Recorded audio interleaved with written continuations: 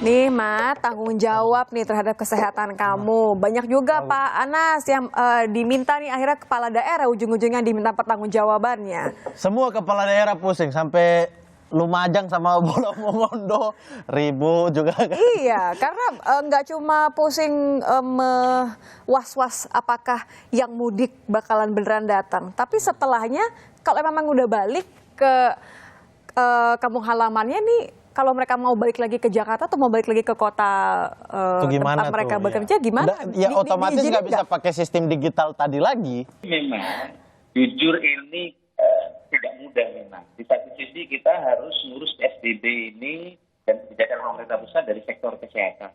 Ini kan sebenarnya kita ingin memisahkan seperti minyak dengan air. Jadi orang yang memang sudah terjangkit untuk dipisahkan dengan mereka yang masih sehat. Tapi di sisi lain ada problem ekonomi yang mesti diurus karena ini juga tidak kalah rumitnya masalahnya. Maka program GPS bantuan sosial sekarang juga menjadi problem bagi pendataan yang tidak valid yang ada di daerah. Nah, terkait dengan mereka yang pulang kampung, tentu ini harapan kita, mereka harus kita berikan penyadaran yang maksimal terhadap apa pasca lebaran yang akan mereka tempuh. Karena kan mereka balik harus melakukan isolasi di tempat tujuannya dan belum tentu daerahnya juga mengizinkan. Betul. Ya. Tapi apakah memang ada aturan khusus gitu kalau dari Pak Anas sendiri bahwa ya warga yang memang sudah balik ya udah nggak usah keluar lagi gitu?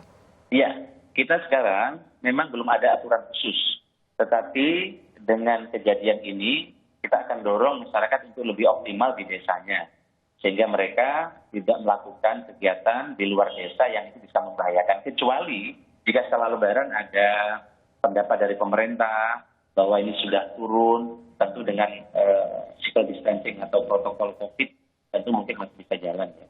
Tetapi kalau ini misalnya penerbangan ditutup seperti sekarang, menuju Banyuwangi tidak ada, biasanya sehari ada 7 flight, sekarang tidak ada lagi. Yang pakai Airbus juga tidak ada, maupun yang pakai ATR.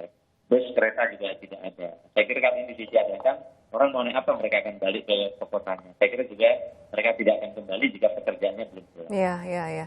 Kalau tadi ada yang bilang kayaknya Agustus sudah mulai bisa beraktivitas, nah ini yang paling mukanya langsung ngerenyit nih. Nah, kamu masih optimisme tapi pengennya realistis atau gimana? Ini kan prediksi banyak banget loh, nah kan kamu yang paling concern juga soal ini. Landainya tadi loh. Karena saya ada orang-orang usia rentan yang harus dijaga gitu kan di dalam rumah. Nah ini kan juga makanya yang kemudian juga menjadi concern banyak orang. Bagaimana kemudian kebijakan daerah yang sudah bikin segala macam gitu ya, tapi kemudian terus kayaknya nggak sinkron dengan kebijakan pusat. Itu terus gimana ngakalinnya, Mas? Iya, sebenarnya setiap daerah memang punya problem kadang yang berbeda, Mbak Inayah ya. Ada yang jalurnya dia memang trans, ada memang daerah yang memang masuk hanya ke daerahnya. Tetapi bagi saya pribadi, memang waktunya saat ini tidak saling menyalahkan bagaimana mengambil solusi di daerah. Misalnya ada data yang berbeda penerima bansos maupun yang lain. Nah, kalau saya sih mengambil langkah bagaimana yang selik-selik tadi diatasi dengan GPS yang ditetapkan oleh daerah. Misalnya Banyuwangi menyiapkan GPS kurang lebih anggaran 11 miliar.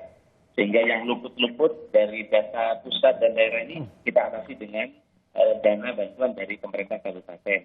Sehingga harapan saya yang selip di RT RW tidak sempat marah-marah, tapi sudah kita tutupi dengan bantuan termasuk gotong royong PNS yang jumlahnya 13.000 di Kabupaten Banyuwangi. Kalau seandainya bansos kan ya paling untuk 3 bulan, tapi kalau setelah itu kayak gimana Pak? Ya, baik. Kami di anggaran di Pemkab Banyuwangi telah membuat skenario sampai Desember. Memang berat sekali postur ekonomi daerah ini. Banyuwangi sendiri itu kira-kira defisit kurang lebih 500 miliar. Jika sampai Desember, bisa dibayangkan. Dari mana defisit itu? Pertama dari target pendapatan yang turun drastis. Hotel tutup, warung-warung, restoran, tempat wisata tutup. Maka kemudian pendapatan kami drop. Dari ratusan miliar tinggal hampir 200 miliar. Sehingga turun sekali. Belum di AUDAK kita dipotong. Dan ini dialami lebih berat lagi teman-teman di kepulauan. Tentu ini akan ada masalah. Maka menurut saya adalah kami di Banyuwangi sudah memikirkan bagaimana strategi recovery. Tetapi ini pun kita masih dibayangin apa betul Desember ini selesai kira-kira. Ya. Maka saya setuju tadi di awal, jika teman-teman di studio ini dan Mbak Inaya, yang angkat itu jangan dioperasikan lagi. Transportasi sudah final, kira-kira begitu. Sehingga beban daerah tidak bertambah, harus menjaga di ruas-ruas pintu masuk daerah. Jadi nggak bikin bingung gitu ya Pak ya?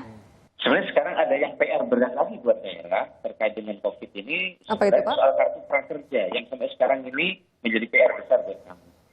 Di satu sisi program Bapak Presiden ini bagus sekali. Bagaimana orang yang terdampak, yang tidak bekerja diberi ruang. Tetapi Daftar lewat online. saya nggak ada tapi yang besar nih dari Pak Anas nih. Iya, tapi harus daftar lewat online. Nah, penambahan belerang di Banyuwangi, buru-buru wisata nggak bisa bikin email. Ya. Padahal bahasanya maka PMK Banyuwangi mendampingi mereka sampai malam untuk bisa daftar lewat online. Tetapi pun lewat online dari 2.000 sekian yang sudah benar, yang terkonfirmasi baru 10 orang. Nah, kalau kuota ini tidak dibagi rata kepada provinsi, harapan saya sih bisa dibagi ke gubernur, karena gubernur wakil pemerintah pusat di Jakarta, maka kuotanya bisa dibagi habis ke Pemda, akan sangat membantu pemerintah. Kalau ini tidak, maka nanti yang akan dapat kartu prakerja banyak teman-teman Jabodetabek saja, yang dia secara teknologi dan keahlian memang dia bisa mengisi dengan baik. Jadi mungkin Panas mau ngomongnya begini ya, koreksi kalau bukan itu maksudnya. Jangan cuma melimpahkan yang mudik-mudik saja ke kami, tapi juga tolong limpahkan juga Yang baik-baik. program dan aturan yang tepat sasaran untuk orang-orang yang ada di daerah masing-masing. Betul. Kurang lebih begitu Pak Anas? Ya cocok nyalon bupati nih Mbak, udah cocok. Udah cocok jadi bupati, wah harus berguru sama Pak Anas dulu saya. Ya. Oke. Makasih loh Pak Anas. Terima kasih. Abis ini kayaknya Mamat yang pengen jadi bupati nih. Saya pengen, Pak. Ya kalau mau bantu rakyat Bupati jadi Fakfak. bupati. Saya pengen jadi Bupati Banyuwangi tapi saya. Belum. Aku bukan putra daerah. Gak apa-apa. Thank you ya Nay, udah diajakin ngobrol nih sama Pak Anas nih, mudah-mudahan. Terima kasih Mbak Inaya. Pak Anas tadi bahasanya sih halus sekali ya Nay ya. Banyak tadi bahasa-bahasa yang sangat halus gitu, karena memang dalam kondisi pandemi seperti ini yang dibutuhkan kayak kamu bilang kerjasama, bukan saling menyalahkan. Tapi ya kalau yang satu bilang A, Ya, tapi satu sekali-sekali bilang B. protes nggak apa-apa lah. Sekali protes kata Mamat. Sekali-sekali protes, bupati-bupati ini harus protes juga, masa iya? Yang diprotes apa Mat? Yang diprotes apa coba? Ya yang Kalau kamu pengen jadi bupati tadi katanya kan, yang mau kamu protes apa? Ini calon Bupati Fakfak. ya Mana? Kita yang saya protes adalah hal-hal yang membingungkan. Misal, Misal soal mudik. uh-uh. Ini kan kita dari pemilihan kata semua udah membingungkan nih. Pulang kampung, mudik, udah dari atas sampai di bawah ini bingung. Udah gitu kemarin, Menhub tiba-tiba bilang, memang aturan mudik di Indonesia membingungkan. Ya kan ya bikin aturan Anda loh. Ini sama kayak kita punya pacar nih. Kalau kamu punya pacar. Ya, kayak kita punya pacar, saya punya pacar. Terus tiba-tiba tanya, sayang mau makan apa? Terserah. Gitu.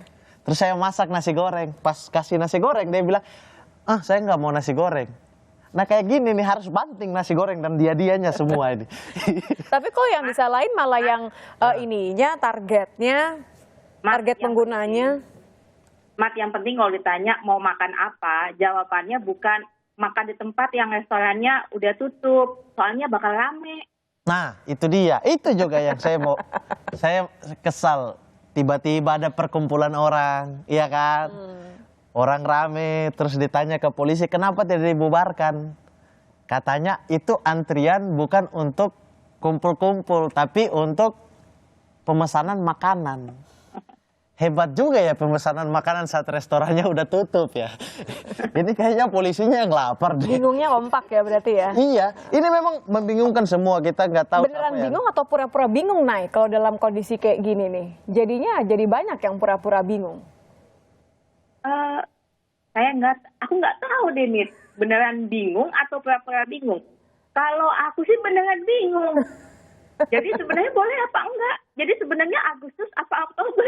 Sebenarnya boleh keluar atau nggak boleh keluar? Kak Inaya mulai kayak Pak Anas nih, halus-halus bahasanya, nggak asik. Apa?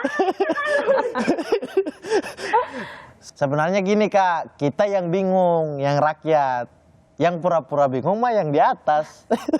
Udah, daripada kita bingung-bingung, mendingan kita coba ngobrolnya sama yang memang punya hitung-hitungannya jelas.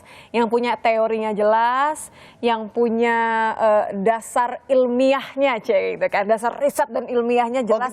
Coba nanti aku akan coba cek beberapa orang yang mungkin bisa kita ajak ngobrol di sini ya, Nay ya. Tapi supaya bentar, yang Kak. tadi pura-pura bingung, nggak bisa pura-pura lagi. Bentar Kak. Ya, ini yang ilmiah-ilmiah ya? Iya. Kita yang ngobrol sama yang ilmiah. Iya. Ada teman kamu juga ilmiah-ilmiah. Kan pemerintahan ini nggak pakai yang ilmiah-ilmiah, yang penting politis. Udah, habis ini aku langsung cari aja. Berarti dia ada kemungkinan juga menyebarkan gitu. Jadi tidak ada jaminan meskipun usianya 45 ke bawah mereka sehat, imunnya terus kebal gitu kan. Tetapi mereka-mereka yang usianya di atas 45 dianggap sudah lemah juga nggak seperti itu.